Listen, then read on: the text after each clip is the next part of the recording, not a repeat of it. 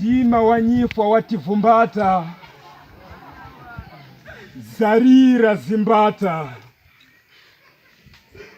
ndopa zikaima, tupi likaumira, kututa ukareka, wako mtima ukazimwa, murako tupi mzimu ukasontoka. Kureka wako wazigengezgani wakurira,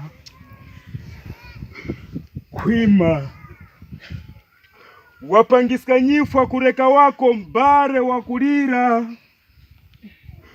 pakupatura iwe pakati pa wako wazigengezgani wakurira. Nkhanira zako zinchito tizisowenge,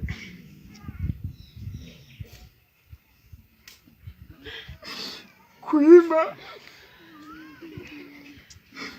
iwe nyifwa kati tirako kumbiri walifiska,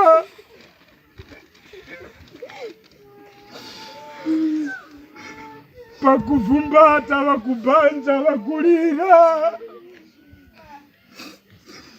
alaviska sono misozi mumphako za wako wachibale wakulira,